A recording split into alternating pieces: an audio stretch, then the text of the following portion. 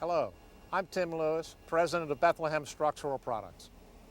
For decades, our products have stood the test of time and created structures of lasting value and beauty. This videotape celebrates not only our products, but also our people.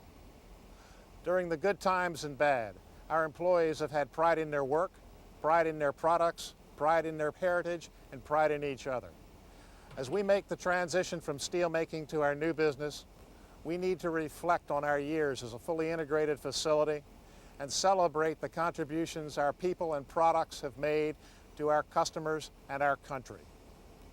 I thank you for your efforts to go above and beyond for Bethlehem Structural Products.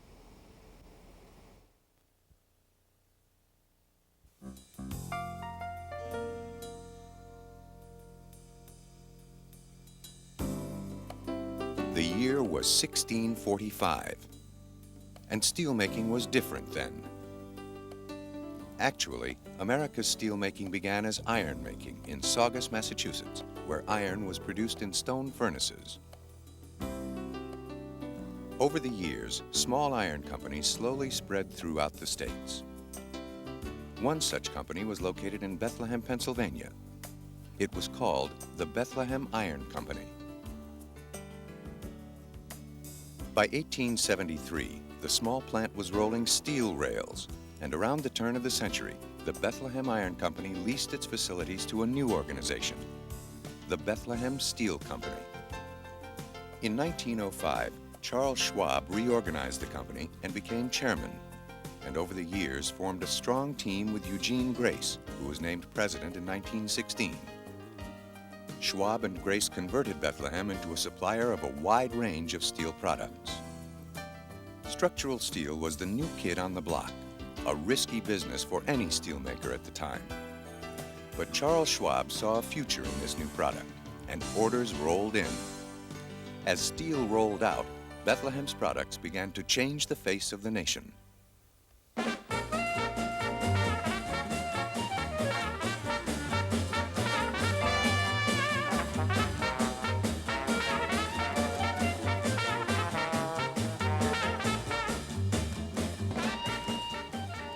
The 1920s brought prosperity to the nation and to Bethlehem. Business boomed with the building of bridges and skyscrapers.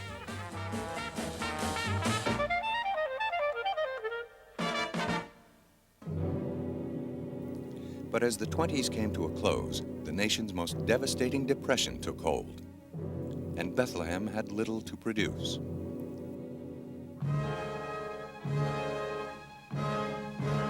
In the 1930s, Europe was plunged into war, and America geared up for the largest war effort in our history. During the war, I know that a lot of the big guns were made here, a lot of the forgings for the ships, which included drive shafts and turbine engines and things like that, and a lot of the artillery shells were all made in this plant. This plant played a large part in the war effort. If you look in our office, there's photographs there of railroad trains full of large artillery pieces leaving the forging division to be machined to be sent for the war effort. When the country emerged from 15 years of depression and war, steel demand was high. Buildings got taller, bridges got bigger, and Bethlehem rolled the structural steel to make it all happen.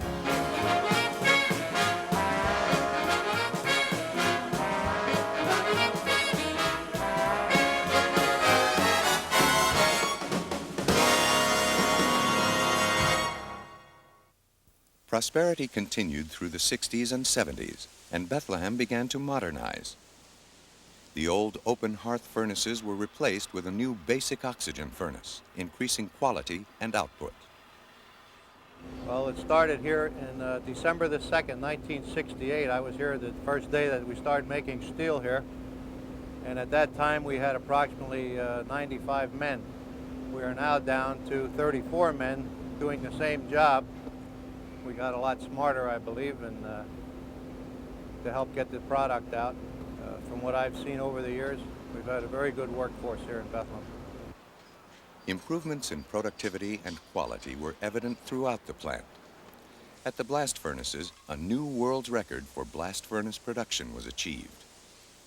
And during the same period, a new combination mill began rolling a full line of wide flange and piling products.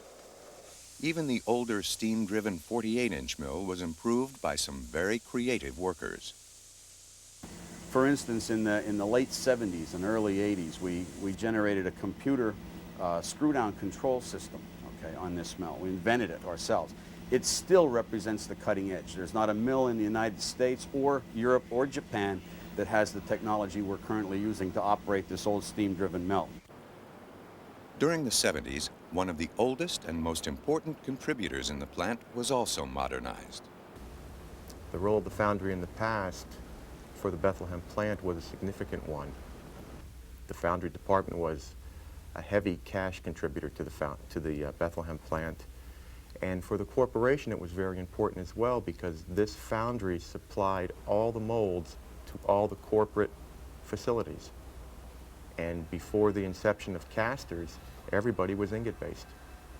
There was a major change in the late 70s. In 78, we had a major capital renovation at the iron foundry where we put about $14 million into the building, the oldest building in the plant, and we modernized it for environmental reasons and productivity reasons to a new sand system.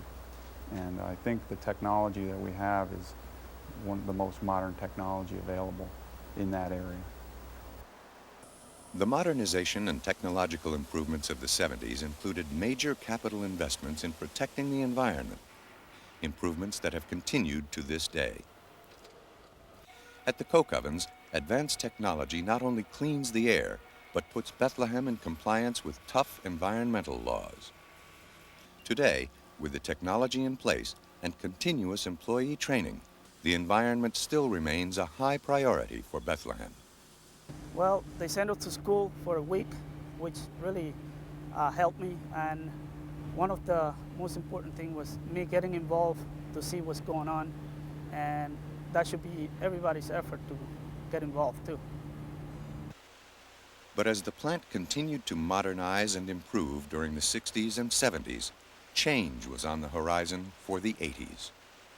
Well, over the years, the demand was there for construction industry with the beams that we make for high-rise buildings, bridges, heavy construction, and we built a lot of high-rise buildings all over, and we got to the point where we weren't filling those buildings capacity-wise with people in offices.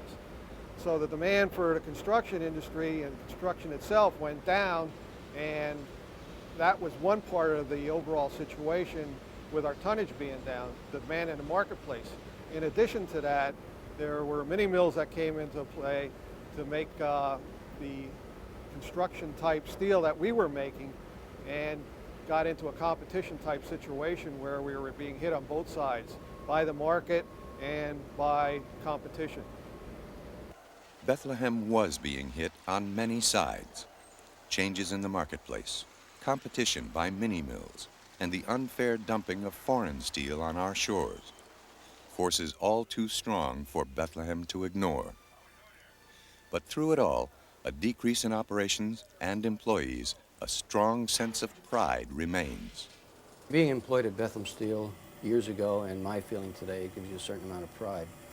And you talk to a number of individuals, the old-timers, who had worked here prior to myself and during the late 40s and 50s and 60s, and they were proud of the fact that they contributed to building the United States. And also our people here today, what we've contributed to the corporation and building the corporation. Everybody has a lot of pride. They may not express it, but inside they have it. And even in the last 2 years when the ultimate fate was known, I think that everybody should be proud of the fact that they didn't give up. There certainly were a few occasions when it would have been easy for people to give up, but I think the vast majority of people have hung in there because they want to see the business close, at least from our perspective, successfully, and to say that we did what we were called upon to do, and that's all that anybody realistically could expect. From the blast furnace to the 48-inch mill, the pride and loyalty continue. A lot of people came here and stayed here their entire career. They didn't come from somewhere else, okay? So it's not like California, okay? It's more like Pennsylvania, if you get my drift. Everybody from California either is just leaving or they just got there, okay? In Pennsylvania, you've got generations of family history. Well, it's the same way in the 48-inch mill. People were here for decades and decades on that, and they're extremely proud and extremely cooperative, I guess is the word.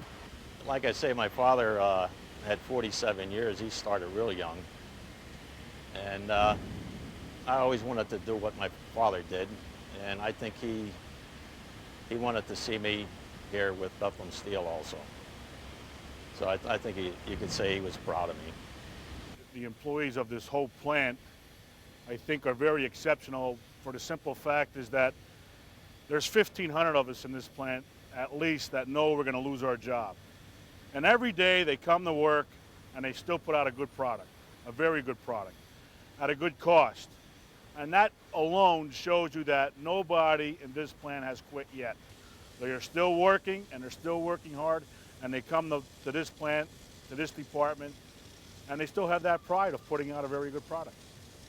I mean, we just got a good bunch of people here, and it's nice working with the crowds. Everybody gets along well. There's no bickering, and I just, you know, it's just a nice, good crowd to work with. My feeling is the major accomplishment is the working together of Bethlehem Steel management and the union for the survival of the Bethlehem plant since 1983 to the present. Without this working together, the Bethlehem plant, my feeling, would not be here. Working together for the survival of the plant, going above and beyond what's required to get the job done. Pride that continues through the generations. Pride that is certain to continue in the future at the coke ovens and at the plant's modernized combination mill. I think what's going to remain in place will work really well, and especially with our filing sections, and I think we'll march into the year 2000 something very successful. We're going to be an ongoing business for a long time to come. And that's why we have structured this business the way that we have. It's the structural business, piling business, is a highly competitive business, and it will be for a long time to come. And we feel this is a niche that we've had in the past. It's a niche that we will build on in the future, and it's absolutely, in my mind, the major key to success to keep the Structural Products Corporation as a truly ongoing business for a long time to come. The people that worked in this plant and made it successful over the last 80, 90 years were very good at what they did. Within the last so many years, in the face of the competition that we faced, a lot of people have gone above and beyond what it takes just to keep the place going, and I know that in the future, people will continue to go above and beyond in an effort to make the place successful. For over 90 years, the people in Bethlehem have turned out steel for the nation and the world. We gave industry high-speed tool steels. We made steel for our nation's defense. And we changed the face of America with buildings that touch the sky. Today, as we face challenge and change in the global steel market and in our workplace, we continue to be flexible and innovative for the demands of the future. We continue to carry on the tradition of those who came before us, the tradition to reach out above and beyond in everything we do. There comes a moment in everyone's life, there comes a moment in time, when you come to a river you just have to cross, or a mountain you just have to climb.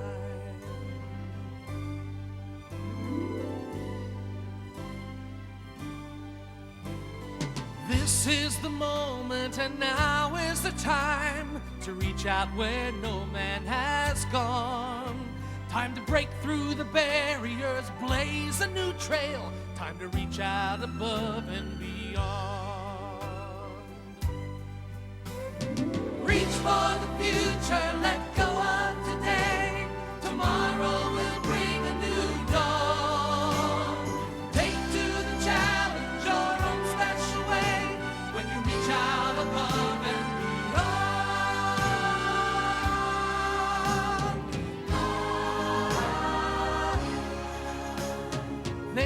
comes a moment in everyone's life.